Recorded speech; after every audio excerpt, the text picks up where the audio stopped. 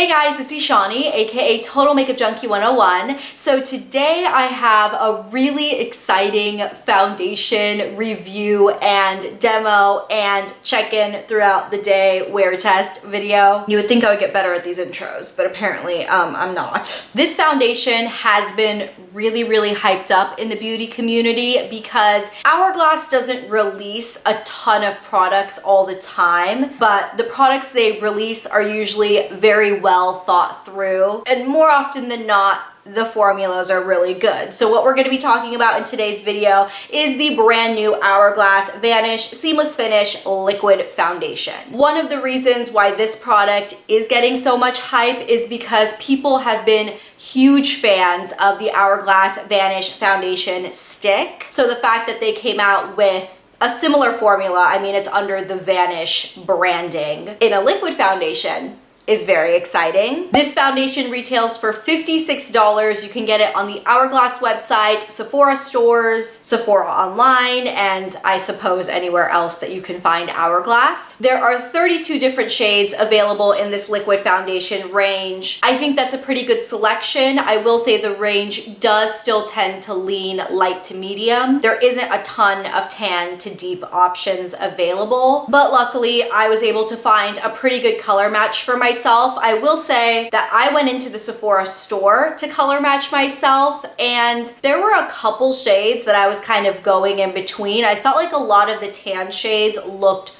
really similar. Perhaps if they weren't going to launch a lot of tan or deeper shades, I just wish the shades in and of themselves were more different one next to the other, if that makes any sense. But regardless, I was able to find a good color match for me. The one I went for is called Warm Honey, which on the Sephora website is described as a medium beige with a neutral undertone. It's kind of funny because I was between Warm Honey and just Honey, and Honey is described to be a medium beige with a golden undertone. You would think that Warm Honey would be the one with the golden undertone. I don't know. Anyways, as with all Hourglass products, the packaging on this foundation is spectacular. It comes in a frosted glass bottle with the classic kind of Hourglass shiny colored top. There is a pump on the foundation, which is always handy. The bottle itself has this kind of funky shape to it. I really do like it. You're only getting 0.84 ounces of foundation in this bottle, which in a typical liquid foundation you get about an ounce, so it is a little less than you would get in a typical liquid foundation. According to Hourglass, this is a highly concentrated liquid foundation designed to deliver instant full coverage with just half a pump, no primer needed. This foundation is supposed to apply like a second skin, creating a smooth and flawless complexion. Light reflecting microspheres blur and create a soft focus finish. The non-comedogenic formula is waterproof, transfer proof, and sweat proof. We are definitely going to be putting that to the test today. Really quickly, I want to discuss the ingredients in this foundation. The first ingredient, as with most liquid foundations, is water, but the second ingredient in this lineup is dimethicone. Dimethicone has been a very popular ingredient to use in a lot of face products, especially as of late. Dimethicone is a silicone that makes products just apply and glide onto the skin really effortlessly. It tends to provide a really nice matte finish without making your skin feel parched or making it necessarily feel matte. Some people are sensitive to dimethicone and it can tend to break some people out just depending on your skin type. So if you are someone that has really sensitive skin, or you're just prone to breakouts, or you know that dimethicone doesn't work for your skin type, just beware of this foundation. Since I'm doing an all-day wear test on this foundation, I really wanted to keep all my variables consistent. I wanted to use my normal face primer and my normal setting powder. However, Hourglass did make it clear in their marketing of this foundation that it works best if you don't use a primer. Now, I do want to give this foundation the best chance of success. I want to use it the way the brand says to use it. But I also want to be consistent with my other wear tests so you can see how it would just generally wear on me if I just did my daily steps. So what I decided to do was apply my normal primer combination on one half of my face and then use no primer on the other half of my face. I figured this would be a good head-to-head just so, again, throughout the day, you guys could get a visual representation on how this foundation works with primer and without primer. So to start off, I use my YSL Touche Eclat Blur Primer all over the left side of my face. This is just my go-to all-over smoothing face primer. I went over that with my Smashbox Photo Finish Pore Minimizing Primer just in the targeted pore zone, so around my nose, a little on my forehead, and a little on my chin. Just so you guys can get an idea of the consistency of this foundation, it is pretty thick. It's not super liquidy, it's not super runny. It does have a thick, creamy consistency. To apply it, I started off on the right side of my face, the side that I didn't use face primer because I didn't want to kind of cross-contaminate anything. I just dotted it on my skin and blended it out with my beauty blender. I usually always use my beauty blender with most foundations. I'm sure if you blended this in with a brush, you would get even more coverage, but I was pretty surprised to see how well the beauty blender did blend this out without taking away any of the coverage. The foundation did blend seamlessly into my skin. I think a lot of that does have to do with the actual color that I got because this shade does match me really well in undertone as well as just shade depth. As I dotted the foundation and blended it on the left side of my face, the side that I did have my typical primer combination, I felt like it worked just as well. Here you can see side by side, I think the foundation looks equally good on both the primed and unprimed sides. For me and my skin type, I do prime because I do have enlarged pores and because I do need the longevity out of a primer. I have oily skin and I have found that using a primer does help to reduce oil breakthrough throughout the day. Now, Hourglass didn't say anything about not using a setting powder or using a setting powder, so I just decided to go ahead and use my setting powder. I used a little dusting of the Laura Mercier translucent setting powder, which is my favorite powder ever. The foundation itself did dry really matte. I mean, it didn't even necessarily look skin-like or dewy at all. It looked very, very matte. So just adding the setting powder honestly didn't really make a difference in terms of the way it looked on my skin. If you do have normal to dry skin, you would probably not need to powder this foundation at all. I didn't find that it left a tacky or sticky finish on the skin. Looking up close at my skin, I do think it looks pretty flawless. Now, I do have some little fine lines. I have one fine line here on my forehead and I do have little smile lines. I am curious to see how the foundation is going to kind of sink into those throughout the day, especially since the little line I have here on the top of my forehead is on the side where I didn't use primer. I usually fill that in a little bit with my pore primer just to kind of fill in the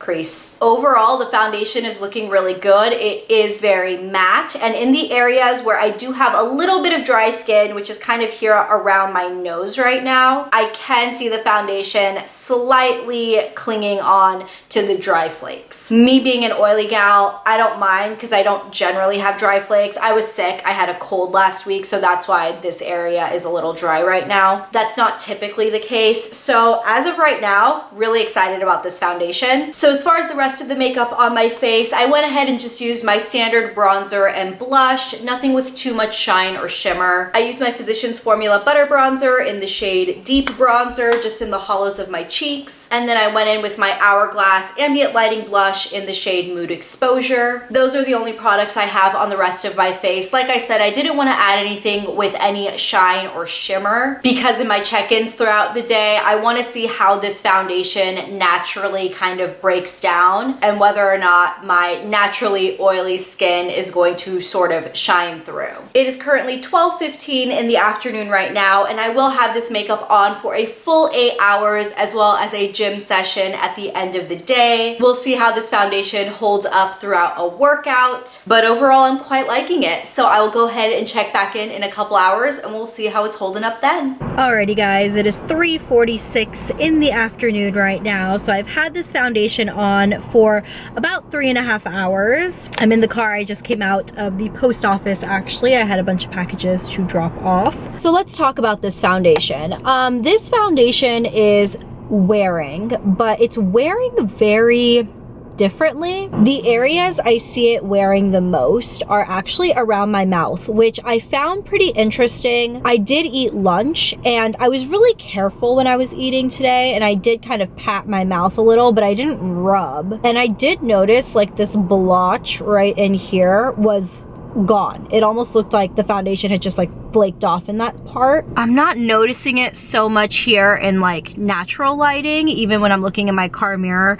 I'm not seeing it so much, but when I was in my bathroom and under like the artificial light, I mean, it was so clear that there was foundation everywhere and there was just this blotch missing. In terms of the way it's wearing on the primer side versus the non-primer side, I'll let you guys take a look. You guys can see on the side with no primer versus the side with primer, I actually think it's looking better on the side without the primer, which I did not expect. On the primer side, I almost feel like it is breaking up a little bit more. I think it's looking a little heavier. I think you can just see the texture of my skin a lot more on this side than on the non-primer side, which again, didn't expect because I always prime my face. I definitely feel like this side looks not as oily, not as textured, not as broken down as the primer side. That's kind of cool because if this is a foundation that I can use primerless, that's pretty low maintenance. So that's my check-in at the 3.5 hour mark. I will check in a couple more hours and we will see how it's holding up then. It is now 7:26 in the evening, so I've had this foundation on for over 7 hours now. I'm currently sitting in front of my vanity, so these are the vanity lights I have on. I don't know if they're too bright or too kind of yellowy and if they're kind of distorting the colors. I hope it's not. But let's talk foundation, shall we? We've got primer side over here,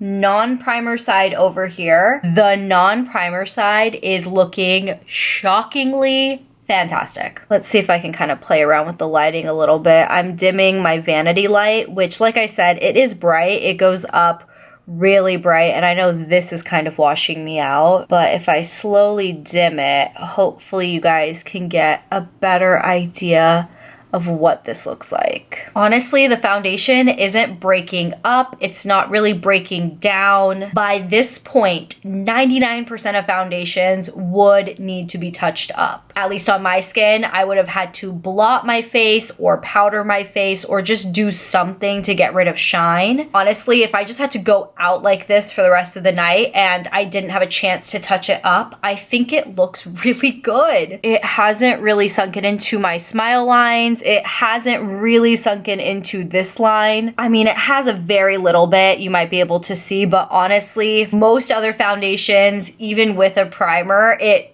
usually looks worse by this point throughout the day, and I think it's looking pretty good. The closest foundation that I feel like is comparable in formula and coverage is the Jouer Essential High Coverage Cream Foundation. You guys know how I feel about this foundation. I've raved about it forever. It is the fullest coverage, most lightweight feeling foundation, and I don't know guys, I think the Hourglass one is just as good. Maybe not quite as instant full coverage as the Jouer, but I think the lasting power is just as good. The way it looks on my skin is just as good. Okay guys, this is my 7-hour check-in. I'm actually about to head over to the gym, which is why I wanted to check in right before. It does claim to be sweat-proof. We're putting it to the test. Final check-in. It is 8:42 in the evening, the absolute end of my day. As you can see, I am freshly out of the gym, but I told you we were going to test out that sweat-proof claim pretty freaking well. This little piece of hair right here is still dripping sweat. Cute, huh? You guys, I have to say that I'm impressed by the foundation. I feel like it did everything it claimed to do. It is full coverage, it is sweat proof, and it actually held up better without a primer, which is shocking. Here's a look at the side of my face where I did not use primer, and then here's a look at the side of my face where I did. I didn't touch up throughout the day. I didn't use oil blotting sheets. I will say when I was in the gym sweating, I did take my shirt and slightly pat the sweat off. But other than that, I mean, that was sweat. I definitely thought that the foundation would look like a hot mess, that it would look totally cakey, that it would have streaked off or come off, and honestly, it hasn't. If I didn't know that I literally just came back from a 45-minute workout, I never would have actually thought that my face makeup looks like it'd been worked out in, which is insane. Okay, I'm zooming you guys in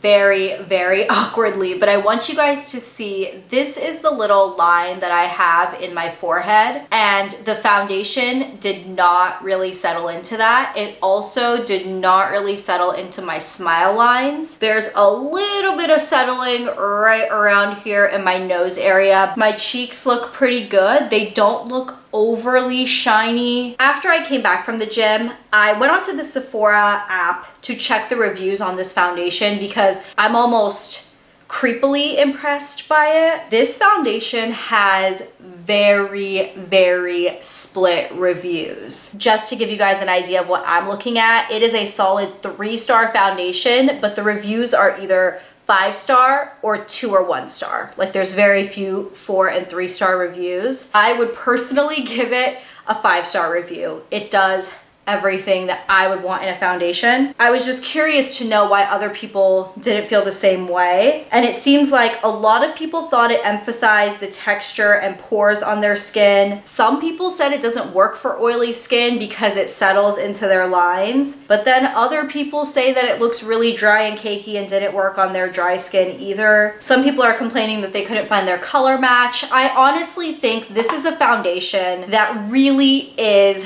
very full coverage. Because of the full coverage nature of this foundation, I do think that you have to find a good color match for your skin. If the undertone is off, if the shade is off, it is going to look weird. I think as long as you don't over apply it, I mean, it doesn't feel heavy on the skin, it looks good all day, but I think the product is awesome. I mean, I really don't have a problem with it. I'm actually shocked that there are so many 1 and 2-star reviews on the Sephora website. I'm not discrediting those reviews, and I'm not saying that this foundation would work for everyone. Clearly it doesn't. Clearly I might just be in the minority here, but I think it's great. I'm gonna continue using it. I really love it. Alrighty guys, it is time for your girl to go shower. She's long overdue for a shower. But if you guys have tried this foundation yourself, please let me know what you thought of it in the comments down below, because it's just been such a hit and miss thing. Again, I'm just curious to know if I'm an anomaly here. Thank you guys so much for watching, supporting, and subscribing. It honestly means the world to me. Don't forget to hit the little notification bell down below. That way you will be notified every time I upload a new video. I hope you have a wonderful weekend, and I will talk to you guys in my next video on Monday. I'll see you then.